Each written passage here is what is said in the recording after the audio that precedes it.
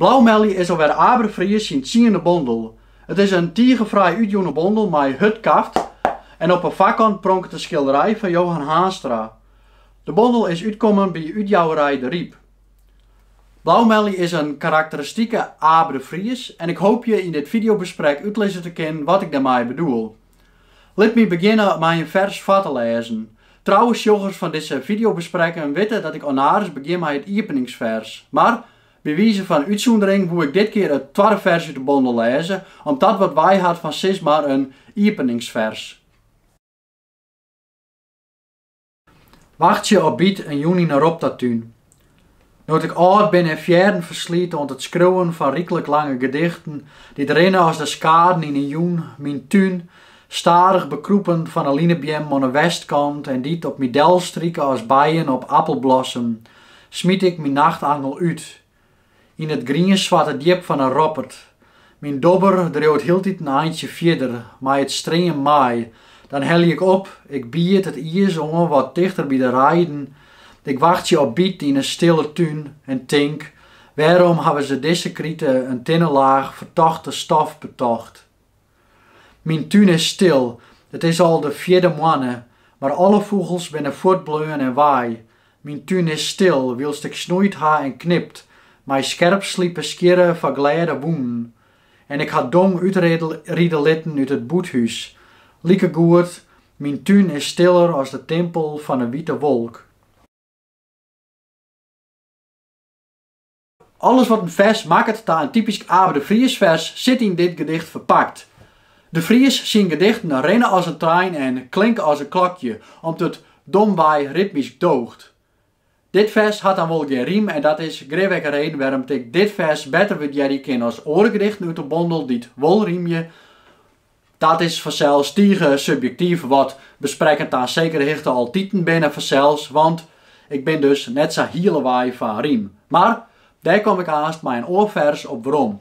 De dichter beschouwt hem zelfs als oud in dit vers. Het is als had hij zijn beste tijd hoorn en zit er maar wat in de tuin te dragen en lange gedichten te schreeuwen. En in die binnen de meeste gedichten uit Blauwmelie vrij wat lang. Dat mankelieke en zuur wat de vlecht naar taal komt in de bondel meer voor. Een voorbeeld uit het gedicht om singelen. Ik ga net volle maken van het libben, maar hier is alles wat het is. Ik ben het kroet in de ringsleer, de krobbe onder de tegel uit de wetterput. En in mijn wudden ben ik een mierennest dat algedurig onwerken wordt. Vind je ook net dat zulks mooie poëzie opleveren kan? Dat mankelieke en soms zuur wat bereisens is betiden maar skien. Want het betekent net dat de dichter net opleppend wijzen kan. Zijn jeder werk wordt wel typeren als engageren en dat is het nog. Al zoen je uithouden kunnen dat het nou wat meer tussen de regels terug is. Al kan er netjes steende nog behoorlijk expliciet wijzen. Een squalvoorbeeld daarvan is Ballade van Ammoniak uitsteert. Dat gedicht zal ik net volslaan voorlezen omdat het ook op Aberfries zijn blog te vinden is. Een kappeling staat ik wel onder dit videobesprek. Er staan namens meer gedichten uit Blauwmelie op zijn blog. Het gedicht Ballade van Ammoniak uitsteert is volslaan op riem en er staan woorden in die het nog net dagelijks als heel poëtisch opvetten worden kennen. Het is een grutte en ek terjochte onklacht, maar om nou te zeggen dat het dagelijks mooie poëzie opsmiet, dat is een vraag die ik jou graag voorlezen wil. Dat daarom nou een paar stroven. Nou wil het oorzus longens regeren, ammoniak dat mij niet meer. Ik stier als ik het rietling wit wehinnen en mat ik mij mijn shit. Gewoon sissen op naar het haardkantoor, mijn bus en trein hoe dik en spoor, of nee, in trekkercabines vanzelfs, sanoffelijk airconditioned rebels. Maar het grut kapitaal docht poenderbie, je stront maar boeter in de brei. Ik steen weer kleer voor de afvalrace in changed van Jeense poepchinees. Als de laatste vogels op een hikken nog even langer hier kikken, dan fuck them all, krijg ik mijn buks en banjo beet en jonge grutsk.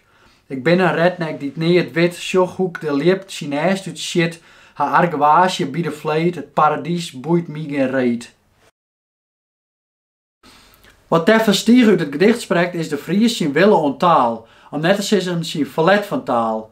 En dan net alleen nog zijn leefde van het Fries, maar dus ook het boadje met de taal. Een enkele keer is het meer wel eens wat te volle, het is dan correct als wel wat te popiopie eftig wijzen. Maar in een gedicht als De Dobbe is het dan weer heel functioneel. Ook omdat het gedicht vanzelfs hoe taal giet. En om op dat riem waarom te komen, maar ik zelf zeggen dat de Vries dat heel knap docht. Ik daaruit toch blijken dat het een betoefd vakman is. De Dobbe. Achter de veert en smelle sleet rent er net hinnen. In loon dat enkel boeren komen kunnen. Laaien dobbe dat onder wetterslinders geen zwembad van doekje erom wieners. Haar klikjes van de winter snijden, van de baaien en uit de glorieuze rijden. Doet ze kamen wie het stil. De binnenzee, het simmers drinkplak van het toostig vee. Die zilverglinsteren brachten onwaars doens van jildschotters in het investeringsfonds. Schrabbers, graafmachines griepen een pomp. Verlegen de spiegel een kophals romp. Baande droeglijn naar een weerlichtflits als fakkel op een van Frieslands grootste hits. Zat in het begin de wien de rijden rekken, droeg enkel wien te wijzen geesten wekken. En duizend pin gien oer het blauw papier, maar grien giele plom samar van de sier. Dat wie het eerste teken van terminaal in Wiemoenenpark Birdkiller in subgroepstaal. Spoken word weet gobbe, hobbe, kobbe, krobbe, snobbe, wobbe, dat riemet nog op dobbe. Likwols had het ding zijn eigen naam net meer. Hij vreert dicht voor de laatste keer. Wils onder de illegaal verpleetste groende rentenierend boer zijn kouwepaadje roem. Achter een vergeten wut aan sis stoenen dat zijn groenbewerkers het verwoenen. Maar pine om van dat stuit af, van dat krekte plak, de klim bij de wal op door het onderirdske dak.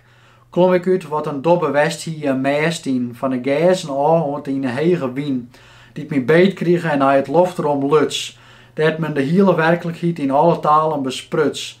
Mijn goerieën hebben we wat wut het boek uitkoe.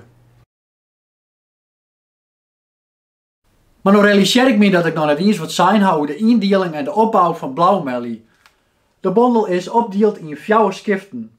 De voorbeelden die ik ontnood heb voorlezen heb komen uit het eerste skift. Dat is eens wel opvallend, maar ik dat skift bij het eerste lezen eens het meeste vond. Er zitten ook wel wat verhellendere gedichten in die me minder aanspreken. Het tweede skift die me al volle meer. Daar zit ik het titelgedicht Blauwmelie in.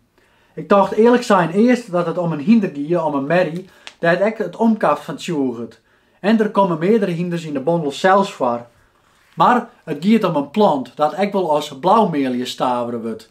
Het gedicht lees ik aan een bewijzen van uitsmieter var. Dat gedicht had liek als wacht je op bied, een joen in een roptatuin, alles in hem werpt ik Abe de Vriese graag lezen mij. In het schrift Schuldsanering staan 10 persoonlijke versen. Zijn zwan kwam op het alimент een voorbije leefde enzovoort hinnen. Somtijden wordt het me krijg wat te particulier, dat ik in het vorige videobesprek van Abe de Vries naar aanleiding van opscoorgebieden ook al wat toe zijn ha. En de dichter zocht door de Friese taalgrenzen hinnen. Dat in het laatste schrift binnen oersettings te vinden van dichters als onder andere Mandelstam, Brodsky, maar benamen Robert Frost. Dat er jeder ook het vergezen e-book een Roegel Wiet uitjoen had. Dat jeder te vinden wie onder deze kappeling, maar spietig genoeg net meer, vaakst dat het in de naaie toekomst wel weer kan. Nog zou men uithouden kunnen dat zo'n schrift maar oersettings er wat bij hinget. Maar als men dan in de regels voorbij komt als we leven te jaren in 2 aparte woorden, minus, meest letters, een tekst die door het leven rent. Die regels komen uit het gedicht Elegie over een derde Labrador van Lars Gustafsson. Bij zulke regels kan men vanzelfs alleen maar denken dat ze ook van toepassing had op de oersetter. Habar, ik ga jou thuis zijn dat ik Blauwmelie bewijzen van uitsmieter vallezen zal. Dat zal ik nou ook doen, want ik hoop je dat je nog een aardig idee hebben van de naaiste karakteristieke bondel van Abe de Vries, namelijk Blauwmelie. En karakteristiek bedoel ik in beide betjuttings van het woord. Blauwmelie. Hij is maar 1-jarig en zijn kind me spreekt net een mensje verder aan. Maar mij wel, het is boetengewoon hoe het amarant hem houdt in de vreemde van hoenemiegers baai op het riappelloon of achter de bietenbladen aan. Zijn wurg kroonde je lof op een haan, de net cultiveerde spinaziegriente en men skimt hem vaak met donkstaak ek of oorzijds stjonkstaak het meeste wel. Het is onkroet, het veld doorrinnend vol. Bij het simmer heger nog als het stek, begint er liets in een shitjebal. Zo wordt er hem vrij uit het ierde tek en viste jong van wat fabrek in het eerste aan bliner als een mol had Metamitron hem ziek al dienen. Zijn stingel versmiet het moazereerd, zijn blad smoort starig stikken deeën en had zijn blom nog net te linien van ieder wetter, loft en vuur, had het gift troot hem de koele in, bij het ratjend rand dat modder slient. En maak het maitiet weer hoe stuur, mij traag en stoef en kiemjen verzet. Ik blauwmellies wel op een sinneta, haar pad, haar tas kikt zo graag ha.